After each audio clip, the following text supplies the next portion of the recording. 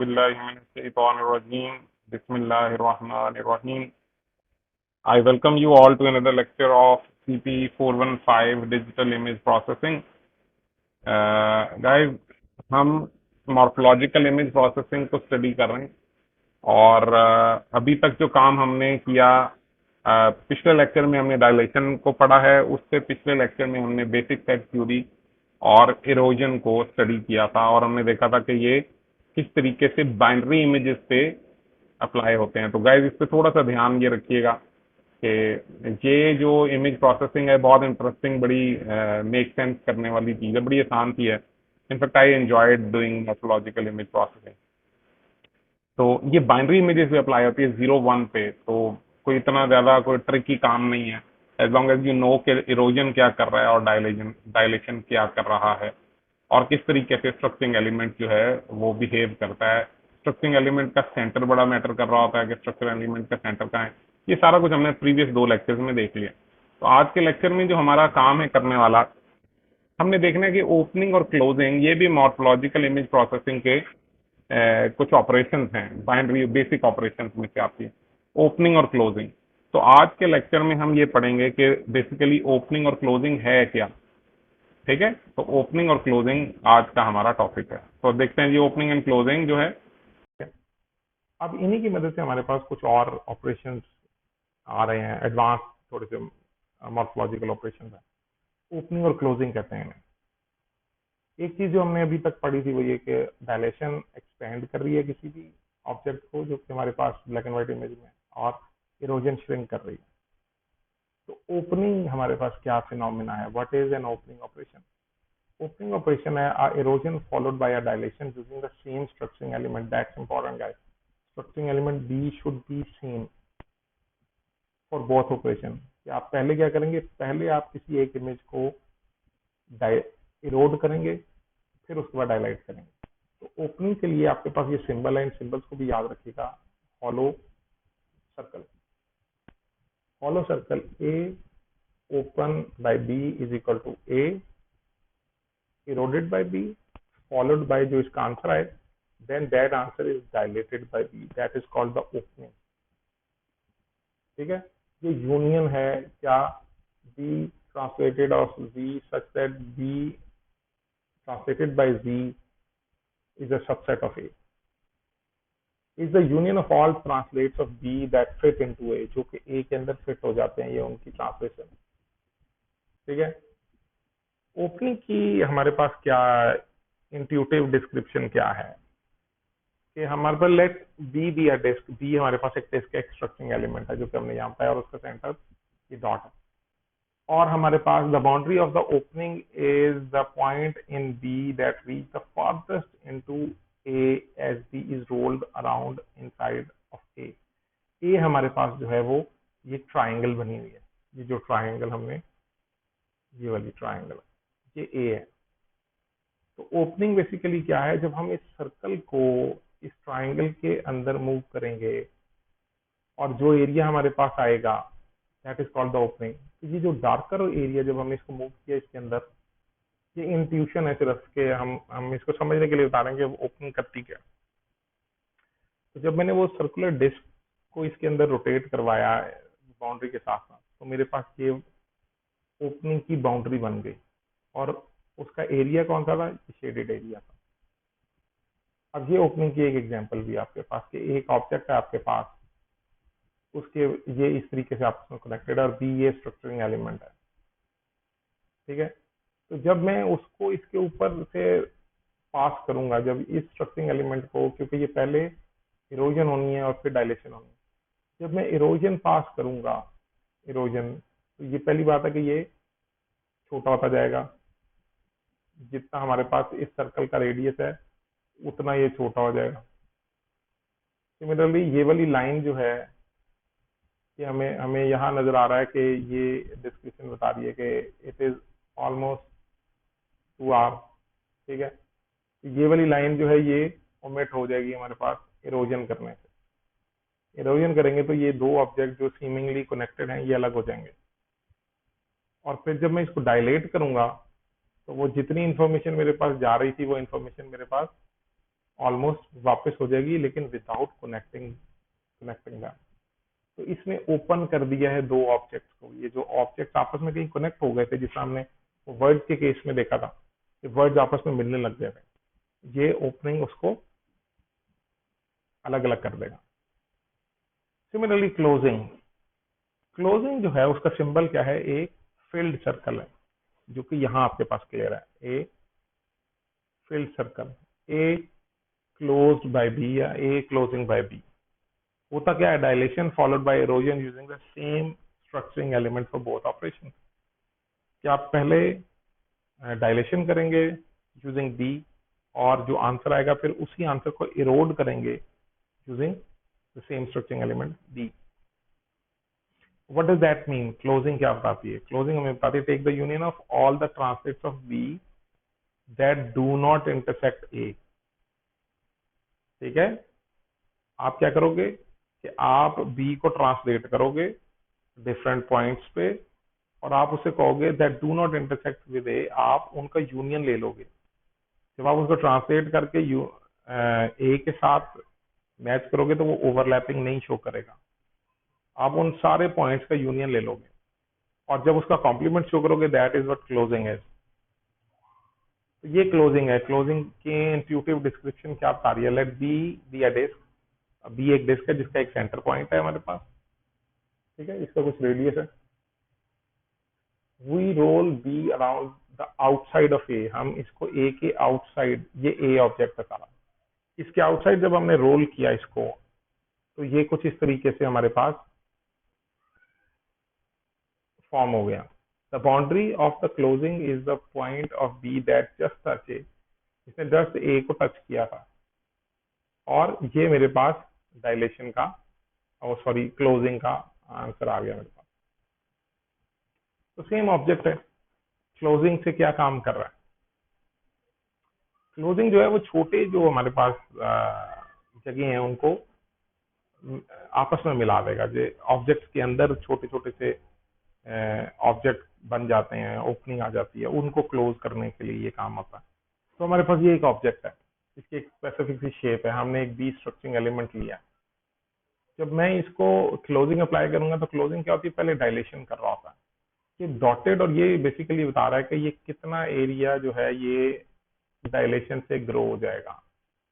ऐसे ही होगा ना, डायलेशन फैट कर देता है एरिया को, कितना फैट कर रहा होगा, आर आर एरिया जो था वो फैट कर रहा था। ठीक है, ये जो थिकनेस है ये कम हो गई है, तो जब मैं डायलेट करूंगा इस ऑब्जेक्ट को तो ये वाला मेरे पास रिजल्ट आएगा। अब जब इस रिजल्ट को मैं इरोड करूंगा तो जो ये वाला हिस्सा आपस में जुड़ गया है, ये अब वापस इस जगह तो नहीं आ सकता। ठीक है ना, क्लियरली आप यहाँ देख सकते हो ये, तो मैंने बेसिकली इस हिस्से को क्लोज कर दिया।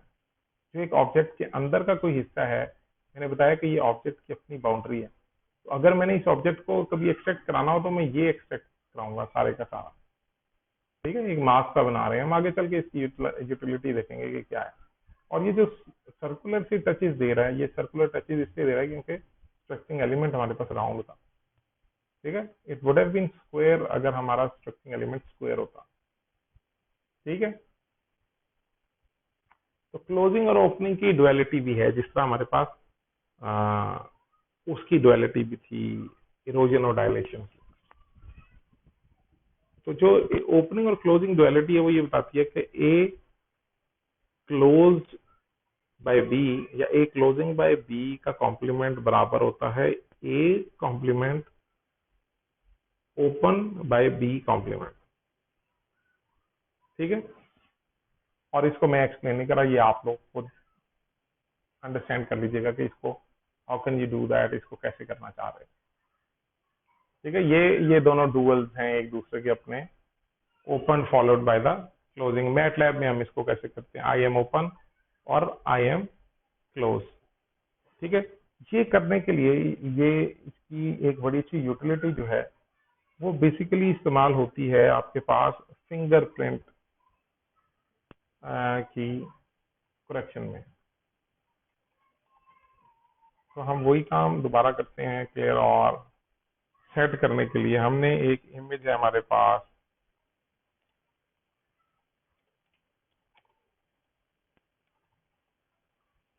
आई थिंक तो यही है बी फिंगर डॉट एफ।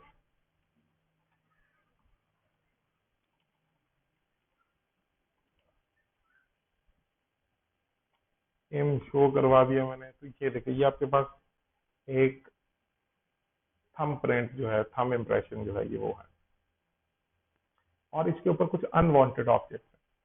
ठीक है, नॉर्मली जो ये थंब इम्प्रेशन पहले कैप्चर किए जाते थे, ये होता ये था कि आप अपने थंब पे, अंगूठे पे स्याही लगाते हैं और फिर किसी पेपर पे उसको रख देते हैं, जिस तरह हमारे अभी भी ये रिवाज चल रहा है, और फिर आप उस कागज को स्कैन करते हैं तो you get the thumb impression. लेकिन अब हमारे पास, जिस तरह यूनिवर्सिटी में भी आम है, हम अटेंडेंस भी वैसे लगा रहे हैं कि आपके पास मशीनें आ गई हैं जो डायरेक्टली ये इमेज कैप्चर कर सकती हैं। तो अब आप यहाँ देखें कि इसके ऊपर ये कुछ अनवांटेड ऑब्जेक्ट्स हैं, क्योंकि मैंने इसको आगे टेम्पलेट मैच करवानी है, मैंने इसको चेक करवाना है कि ये किस बंदे का थंब इम्प्रेशन है, how can I see that. इसमें देखो सर्टन कुछ डिफरेंट लाइनें हैं हमारे पास डिफरेंट जगहों पर, एक डिफरेंट ट्रेंड है जिसको वो फॉलो कर रहा है, ये देखो। ठीक है, ये दरमियान में ओपन भी हुआ है, जिसको हम चाहते हैं कि ओपन ना हो।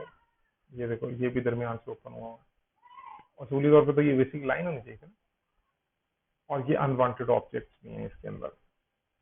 तो हम किस तरीके से कर सकते हैं इसको इसको बेहतर कैसे कराना है। तो हमने बेसिकली करना क्या है कि सबसे पहले तो हमने ये देखना है कि कितने बड़े स्ट्रक्चरिंग एलिमेंट को इस्तेमाल करें कि हमारे पास ये डॉट्स जो हैं ये खत्म हो जाए। तो अभी देखो ये 1 by 1 पिक्सल का मुझे लग रहा है, ये जो डॉट है ये इसके पास है, तो मुझे मास्क को इसके अकॉर्डिंगली बनाना है। तो मैं क्या करता हूँ, मैं एक स्ट्रक्चरिंग एलिमेंट बना लेता हूँ कॉल्ड V1। इसको मैं कह देता हूँ stRel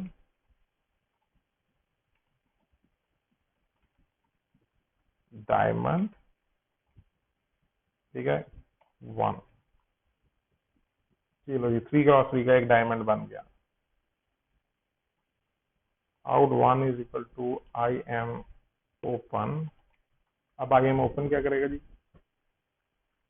पहले इरोड करेगा और फिर डायलेट करेगा, सेम V1 के साथ, आई एम V1। ठीक है, now let's see what it shows.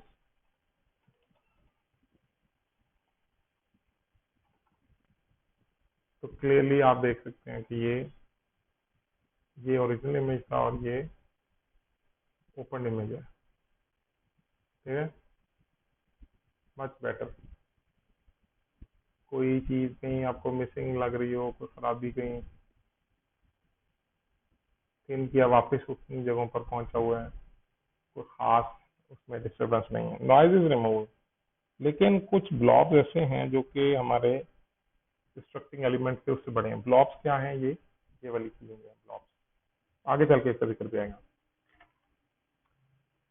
तो हम क्या कर रहे हैं, हम इसको एक और थोड़ा सा बड़ा करके देखते हैं अपना जो स्ट्रक्चरिंग एलिमेंट है उसको।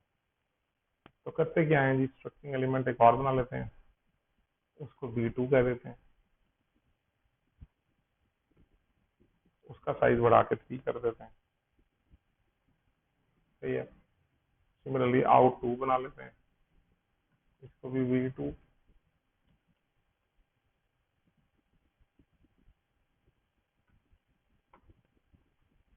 ओके, ये हमने यूज किया, तो इससे इसने क्या किया, इससे तो बड़ी इंफॉर्मेशन हमारी उड़ा दी है। कैन यू सी दैट, ये तो नॉइस तो बड़ी रिमूव कर गया, लेकिन हमारा इमेज जो है उसको भी उसने डिस्टर्ब कर दिया। तो हम क्या करने लगे हैं कि इसकी बजाय अगर हम एक काम और कर देते कि हम अपने ये वाला जो फिंगरप्रिंट, ये वाला तो बिल्कुल ही सही एक्सपीरियंस मिला, तो विल सिंपली क्लियर out2 को क्लियर करा दो, V2 को क्लियर करा दो। सही है, हम क्या कर रहे हैं कि हम एक और स्ट्रक्चरिंग एलिमेंट ले रहे हैं stdel square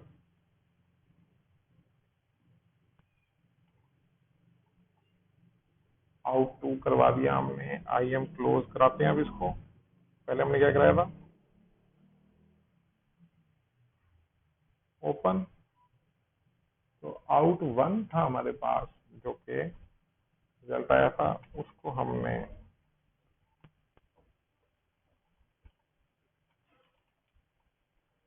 in show out to करा देते हैं।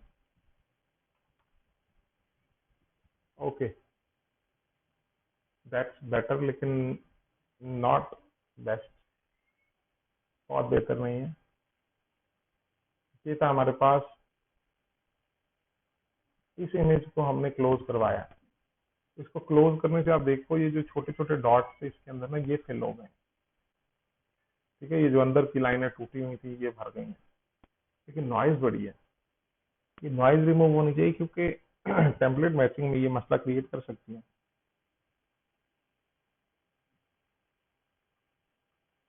तो एक काम जो मैंने एक्सपेरिमेंटेशन में ये देखा था कि मैं क्या कर रहा हूँ कि मैं यही वाला काम जो B2 मैंने करवाया है, मैं B2 को कहता हूँ मुझे डिस्क एलिमेंट दो, स्ट्रक्चरिंग एलिमेंट डिस्क होना चाहिए। बहुत ही ज़्यादा ये है, स्पेल कर दिया। और अब मैं उसको क्लोज करवा रहा हूँ आउट टू को, वही वाला जो मेरे पास पहले मैंने लिखा हुआ, ये इसको क्लोज करवा रहा हूँ और इसी को शो करवा रहा हूँ। Look at that. Is it better? It seems to be something similar. ये एग्जैक्टली वैसा ही है।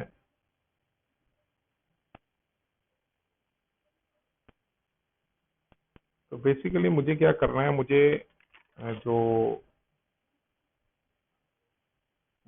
जो मैं पहले आई एम ओपन अप्लाई कर रहा हूँ ना, उसमें थोड़ा सा प्ले अराउंड करना है।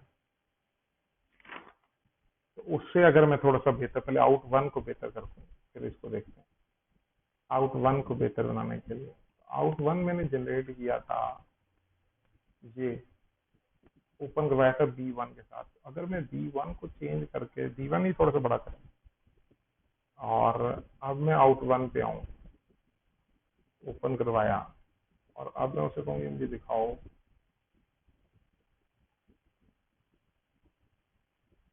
ओहो,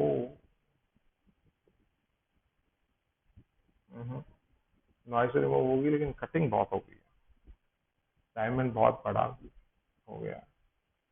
3 कर दिया, 2 करना चाहिए।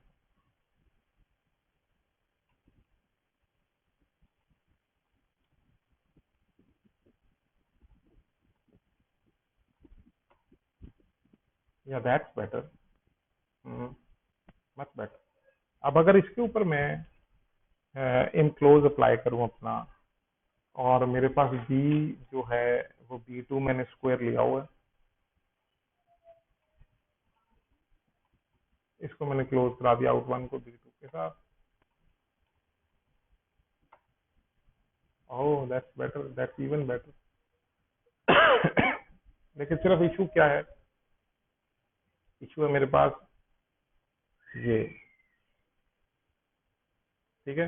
मेरे पास इसका आंसर जो है वो भी स्लाइड्स में गिवन है, ठीक है। हम क्या चाह, अच्छा नहीं गिवन है, बुक में है। बुक में ये है कि हमें क्या चाहिए था।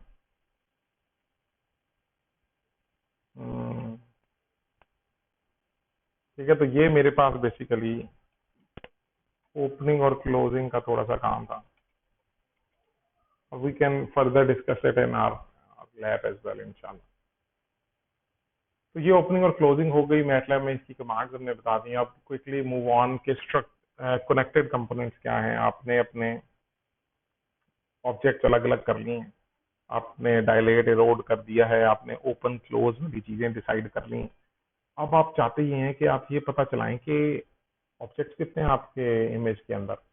जो आपस में कनेक्टेड थे फॉर एनी गिवन रीजन, जैसा वो टेक्स्ट ही था हमारे पास, उसमें हम चाहते हैं कि इंडिविजुअल टेक्स्ट जो है हमारे पास ABCD लिखी हुई है वो एक डिफरेंट ऑब्जेक्ट्स आए, हम काउंट करेंगे कितने करेक्टर्स हैं या कितने ऑब्जेक्ट्स हैं, और फिर हम उसको फर्दर डिटेक्ट करें, क्लासिफाई करें। ये हम सेगमेंटेशन की टर्म्स में अब आने लग गए हैं, मूविंग टुवर्ड्स सेगमेंटेशन, जो हमारा इंशाल्लाह अगला टॉपिक। तो कंपोनेंट्स जो हैं, कनेक्टेड कंपोनेंट्स, उनका आइडिया जो है वो लिया जाता है एडजेसेंसी से, ये कितने एडजेसेंट है। Let me just quickly see कि मेरे पास बैटरी कितनी है, और हो जाएगा काम इंशाल्लाह। तो कनेक्टेड कंपोनेंट्स एडजेसेंसी से चलते हैं, 4 एडजेसेंट या 8 adjacent. Two pixels are connected in S if there is a path between them consisting entirely of pixels in S। ठीक है, उनके दरमियान पाथ होना चाहिए, ब्लैक एंड व्हाइट है, हम इमेज पे काम कर रहे हैं, तो वन का मतलब एक पिक्सल का दूसरे पिक्सल तक कोई पाथ होना चाहिए। It can be 4 connected path और 8 कनेक्टेड पाथ। ऐसे द 4 और 8 connected component called blob. Connected component है वो ब्लॉब कहलाते हैं। ब्लॉब एनालिसिस जो प्रोजेक्ट कर रहे हैं उन्हें ब्लॉब का बड़ा आइडिया होगा कि ब्लॉब क्या है। और सिमिलरली हम एक और मैट्रिक्स बनाते हैं, लेबलिंग मैट्रिक्स, इसकी मदद से हम ये बताते हैं कि ये कौन सा ऑब्जेक्ट है। अब एग्जांपल यहाँ लेके चलते हैं, ये लेबल्ड इमेज, और मैं सिर्फ ये करवाऊंगा, इससे अगले वाला I leave it for you guys, time running out. तो ये लेबल्ड इमेज है, हमने देखना है वन को देखना है, क्योंकि वन पे ऑब्जेक्ट होगा। हमने देखना है कि कितने ऑब्जेक्ट हैं इस ब्लैक एंड व्हाइट इमेज के अंदर। हमने इसको क्लियर कर लिया, हमने इसको ओपन क्लोज इरोड डायलेट कर चुके हैं। अब हम ऑब्जेक्ट्स काउंट करना चाहते हैं कि इसमें ऑब्जेक्ट्स कितने हैं। तो will start from the top, हम टॉप लेफ्ट कॉर्नर से स्टार्ट करेंगे, देखेंगे ये 1 है, नहीं है, तो लेबल क्या है, लेबल 0 0 0 जाता रहा है। ठीक है, इनिशियली लेबल हमारे पास, लेट से मैं कहता हूँ नंबर जो है, जब ये एल्गोरिथम स्टार्ट होता है तो नंबर इज 0। हम स्टार्ट करते हैं इस वाले पॉइंट से, सॉरी इमेज के इस वाले पॉइंट से, और एक लेबल के लिए साइन करते जाते हैं। तो पहला 1 आके हमें यहाँ मिलता है। ठीक है, अब हमने इस 1 को लेबल जरूर देना है। हम देखते हैं इस 1 के करीबी कोई लेबल अवेलेबल है, वो कहता है जी कोई अवेलेबल नहीं है, क्योंकि ये खाली है। इसके करीबी कौन कौन हो सकते हैं, इसके करीबी, या तो इस पॉइंट का करीबी कौन कौन हमें पता है। अभी अगर मैं 4 नेबर की बात करूँ तो ये पता है और ये पता है, ये दोनों 0 हैं, लेकिन यहाँ 1 है, इसका मतलब ये ऑब्जेक्ट है, इसको कोई नाम देना है। लेकिन इससे पहले इसके करीबी कोई ऑब्जेक्ट नहीं है, इसका मतलब ये ऑब्जेक्ट की बाउंड्री है, ये स्टार्ट हो रहा है।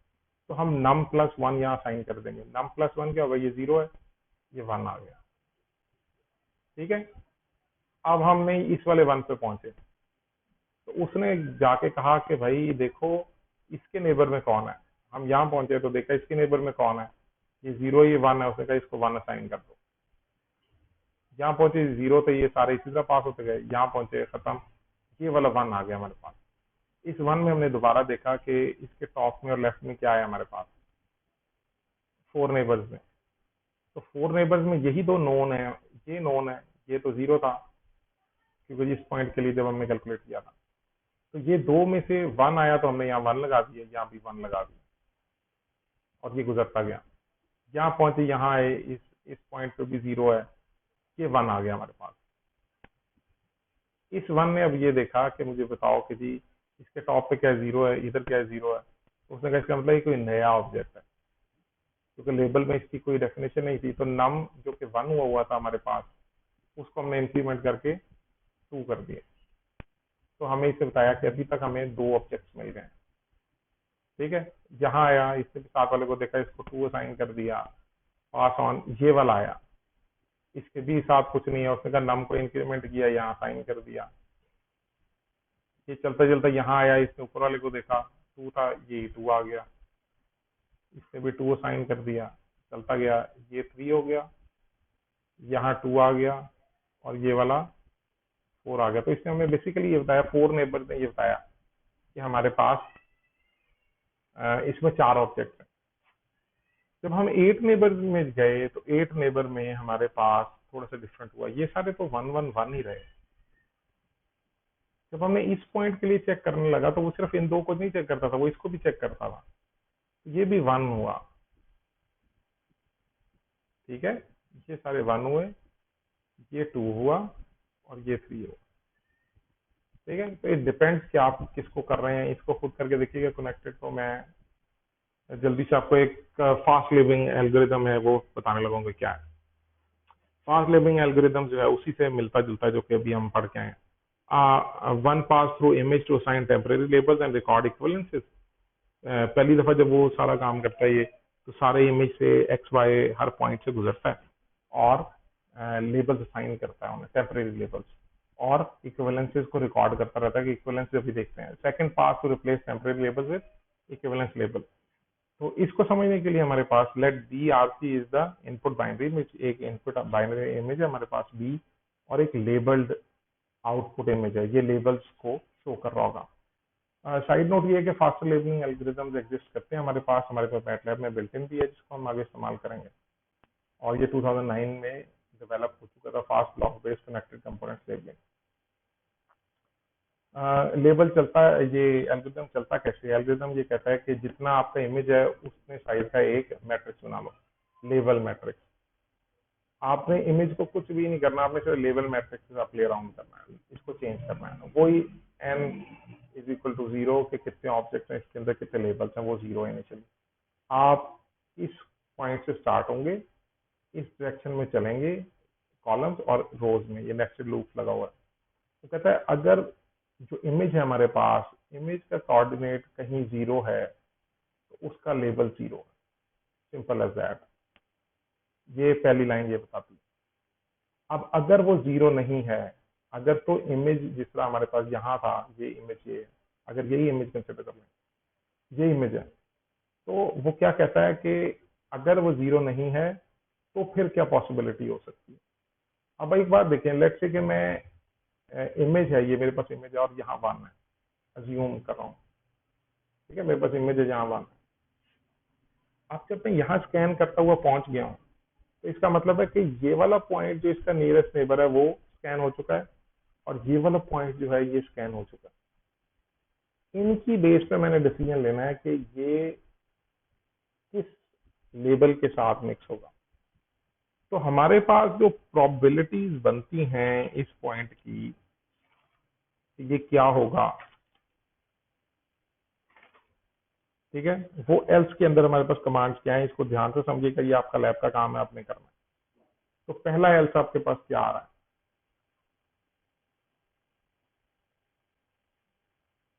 और डिलीट हो जाओ भाई। ठीक है, तो पहला एल्स आपके पास क्या, पॉसिबिलिटीज क्या क्या है, मैं पहले पॉसिबिलिटीज सारी लिख दूं। हम ये पॉसिबिलिटीज देख रहे हैं कि ये बी इमेज के अंदर हम इस पिक्सल पे पहुंचे हुए हैं और ये 1 है। ठीक है, तो हम सिमिलरली लेबल वाले मैट्रिक्स के अंदर जाके देखेंगे, ये तो ये चेक करना है, इसकी वैल्यू फाइंड करनी है। हम कह रहे हैं कि ये वाली वैल्यू कैलकुलेट हो चुकी है और ये वाली वैल्यू कैलकुलेट हो चुकी है। ये क्यों हो चुकी है? क्योंकि ये लूप बता रही है कि ये हो चुकी है, क्योंकि पहले इसने इधर को जाना है, फिर इसने इधर को जाना है।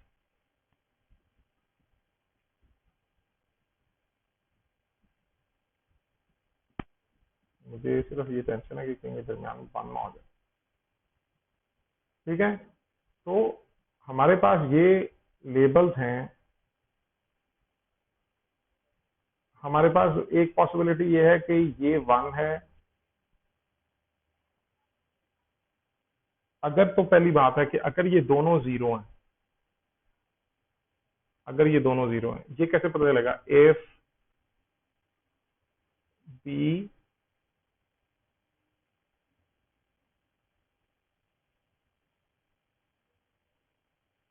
r-1 रो, पुरानी रो और सेम कॉलम, मीन्स कि ये वाली आइटम ऊपर वाली, अगर ये 0 है एंड बी सेम रो एक कॉलम पीछे, अगर ये भी 0 है, तो इसका मतलब है कि ओके जी। तो हम ये पढ़ रहे थे कि अगर एक पॉसिबिलिटी हमारे पास आ गई है, और वो पॉसिबिलिटी ये है कि हमारे पास जो इमेज है, मैं ऐसे करता हूँ कि इमेज भी कहीं से मुझे मिल जाए। चलो ये मुझे बाइंड इमेज,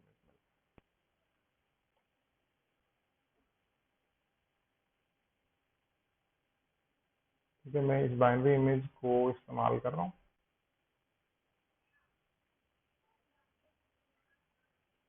ये मेरे पास एक इमेज आ गया। अब मैं ये कह रहा हूँ कि मैंने इसको लेबल करना है। मैं यहाँ से शुरू होऊंगा और लेबल करता जाऊंगा। अब मैं इस पॉइंट पे पहुंचा हूँ, मेरे पास नॉन जीरो एलिमेंट आया, ठीक है। अब नॉन जीरो एलिमेंट चूंकि मेरे पास आ चुका है, तो मैंने अब देखना है कि इसका ये वाला एलिमेंट कौन सा है और ये वाला एलिमेंट कौन सा है। इसको मैं कैसे लिख रहा हूँ, एफ बी, जो ऊपर वाला एलिमेंट है इसको लिखा जाएगा, इसकी रो सेम है, सॉरी रो एक कम है, कॉलम सेम है। अगर ये जीरो है, पॉसिबिलिटी भी हमने बतानी है ना, और जो मेरे पास सेम रो और एक कॉलम पीछे है, अगर वो भी जीरो है, तो इसका मतलब है कि इस पिक्सल का जो लेबल है वो n+1 है, इसका नया पिक्सल है, इसकी वैल्यू क्या है, n++ है। ये वाली वैल्यू मुझे n++ इस केस में 1 मिल गई, क्योंकि n इनिशियली जीरो था, नंबर ऑफ ऑब्जेक्ट्स काउंट कर रहे थे। और पॉसिबिलिटी क्या होती है, यही पॉसिबिलिटी निकल आई नेक्स्ट वाली, ये मैं इसको डिफरेंट पेन से लिखता हूँ, ये वाली पॉसिबिलिटी। ये पॉसिबिलिटी क्या है, अगर मैं इसको ड्रॉ करूँ,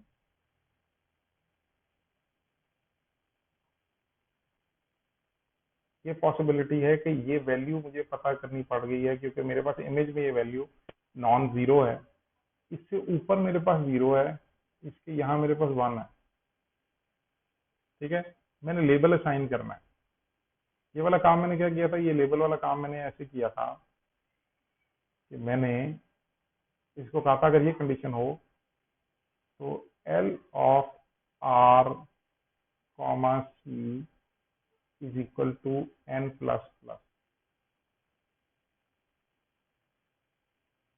ठीक है। अगर ऐसा ना हो, एल्स इफ, अगर ये कंडीशन ना हो, ये दूसरी कंडीशन थी, ये तीसरी कंडीशन लाने लगे, तीसरी कंडीशन ये वाली बन जाए, ये कैसे पता चलेगा, g ऑफ आर c-1 तो जीरो हो, लेकिन b ऑफ आर, और ये r-1 है, और ये वाली, ये r-1 है ना, एक रो पीछे है कॉलम से, लेकिन ये वाली जो वैल्यू है, यानी r-1 और c, इसकी कोई वैल्यू है, इस वाले की कोई वैल्यू हमारे पास अवेलेबल है, ये r है और आगे c-1 है।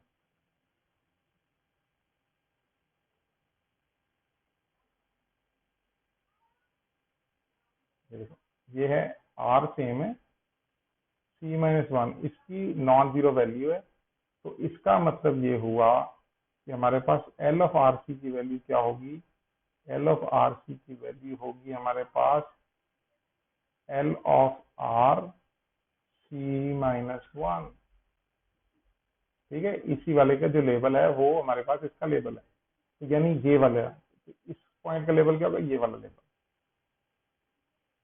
अब हमारे पास एक और पॉसिबिलिटी आई, वो पॉसिबिलिटी क्या थी, तीसरी पॉसिबिलिटी। अब वो पॉसिबिलिटी हमें ये बता रही है कि यहाँ हमारे पास 1 आ रहा है, यहाँ हमारे पास 0 आ रहा है, ठीक है। अगर ये वाली कंडीशन हमारे पास आती है तो क्या बनेगा, वो कंडीशन कहाँ आ रही है, वो यहाँ आ रही है, इस सिनेरियो पे वो कंडीशन फिट हो रही है। हमने इस पॉइंट की वैल्यू फाइंड करनी है, तो हमारे लेवल की वैल्यू क्या होगी, जो ऊपर वाले लेवल की वैल्यू है। आप इसी तरह इसका एक एल्स और इसमें ऐड कर दें, अब आखिरी कंडीशन जो थोड़ी सी ट्रिकी कंडीशन है वो आती है इस तरीके से, अगर आपके पास यहाँ इमेज में 1 है, यहाँ इमेज में 1 है और ये वैल्यू फाइंड करनी है। अब आप क्या करेंगे, अब आप देखेंगे कि इनके लेबल्स मैच होते हैं। अब आप लेबल्स के अंदर भी आ जाएंगे। अब आप इसको एल, इस वाले के लिए क्या लिखेंगे, R-1C is equal to L R-C-1। अगर तो ये ट्रू है, अगर तो ये दोनों आपस में मैच करते हैं, तो आप जो इनके लेबल्स हैं वो यहाँ साइन कर देंगे। तो क्या लिखेंगे, L of R-C is equal to या इक्वल्स टू, इनमें से किसी एक को, क्योंकि ये एक ही जैसे हैं तो आपने ये असाइन कर दिया। अब इशू कहाँ आता है, इशू ये आता है कि what if they are not same. इस केस में तो हमारे पास शायद ऐसा सीन नहीं आया, लेकिन सिनेरियो में काम कि ये दोनों डिफरेंट हो सकते हैं, इनके लेबल डिफरेंट हो सकते हैं। इस वाले के लिए जो लेबल है वो 1 है और ये किसी और ऑब्जेक्ट का हिस्सा 2। ऐसे सूरत हाल में आप क्या करेंगे कि आप एक इक्विवेलेंस की लिस्ट बनाएंगे। इक्विवेलेंस की लिस्ट में आप बताएंगे ये 1 और 2 जो आपके पास लेबल डिफरेंट है ना, ये सेम लेबल है। यानी आप कह रहे हैं label 1 is equal to label 2। आप इनमें से जो भी लेबल इसको साइन करना चाहेंगे, लेट्स से आप यहाँ 2 असाइन करना चाहते हैं 2 कर दें, 1 असाइन करना चाहते हैं 1 कर दें।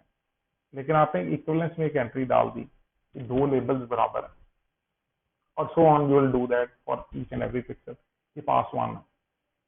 Once the pass one is done, you go to your equivalence metric, you see के कौन कौन से लेबल बराबर है।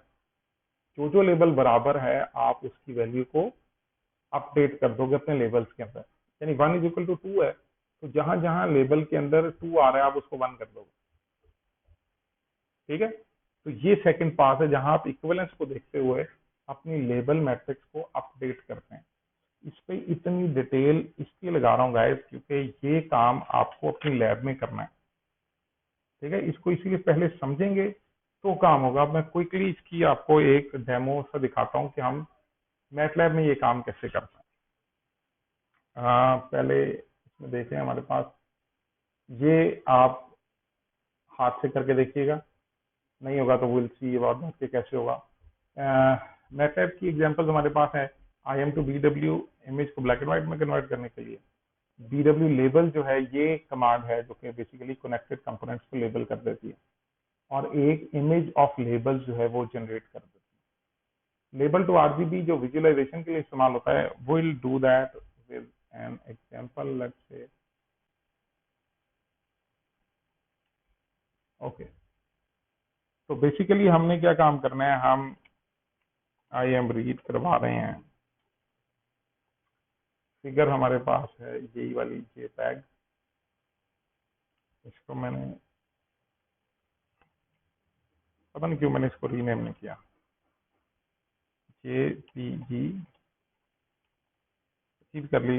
Let's show that in show IM। तो ये हमारे पास एक ब्लैक एंड व्हाइट ऑब्जेक्ट और पिक्चर आ गई जिसमें हमारे पास डिफरेंट ऑब्जेक्ट्स हैं। हम इनको काउंट करना चाहते हैं ये कितने ऑब्जेक्ट्स हैं। ठीक है, कैसे काम करेंगे ये, इसके लिए हमें क्या करना पड़ेगा कि अगर तो इसको ब्लैक एंड व्हाइट कन्वर्ट करना है, जो कि हमें ज़रूरत नहीं है, ये ऑलरेडी ब्लैक एंड व्हाइट है, तो आप डायरेक्ट लेबल्स फाइंड कर सकते हैं। तो मैं फाइंड कर रहा हूँ BW लेबल और आगे मैं इमेज पास कर रहा हूँ। ठीक है, एल जो है वो हमारे पास मैट्रिक्स आएगी एक, जो कि बताएगी मुझे कि कितने लेबल्स हैं मेरे पास, और एन मुझे ये बता रहा होगा कि कितने ऑब्जेक्ट्स हैं। 505 ऑब्जेक्ट्स हैं। ओके, तो I need to convert it I guess. तो मैं IM to black and white convert कर लूँ पहले इसे, क्योंकि वो जो डेट है वो ब्लैक एंड व्हाइट नहीं है। जो सेम काम मैंने IM के लिए किया वो मैं B के लिए कर लेता हूँ। अब चीज़ डिफरेंट है। ठीक है, वो ग्रे लेवल तक, sorry guys, my bad. NA17 object है मेरे पास। शो करवा सकता हूँ मैं इसको, फिगर L, ये आ गया मेरे पास। ठीक है, ये डिफरेंट ऑब्जेक्ट्स हैं। इन मुझे कैसे पता चलेगा कि ये क्या है, क्योंकि ये तो बिल्कुल वैसे ही है। तो मैं करता हूँ image pixel info, I am pixel info. अब ये देखो, ये नीचे मेरे पास यहाँ इनकी वैल्यू आ रही है, पिक्सल इन्फो XY और इंटेंसिटी। ये वाला जो है ये मेरे पास थर्ड ऑब्जेक्ट है। यहाँ करके मेरे पास ये फर्स्ट ऑब्जेक्ट है, ये सेकंड ऑब्जेक्ट है, ये फोर्थ है। ठीक है, ये लेबल्स उसके बता रहा है कि कौन कौन से, उसके पिक्सल इन्फो मुझे बता रहा है कि कोऑर्डिनेट्स कौन से हैं और ये कौन कौन से पिक्सल हैं। अब ये देखिए, जीरो को बैकग्राउंड ले रहा है, राइट इज ऑब्जेक्ट। ठीक है, इसकी बेहतर रिप्रेजेंटेशन क्या है कि अगर मैं इसको कलर में शो करवाना चाहूँ, लेबल टू RGB, और मैं उसको अपने लेबल पास कर देता हूँ, और अब मैं इसको इमेज शो करवा लेता हूँ। ठीक है, इसने different colour, random colour assign किए हैं डिफरेंट ऑब्जेक्ट्स को।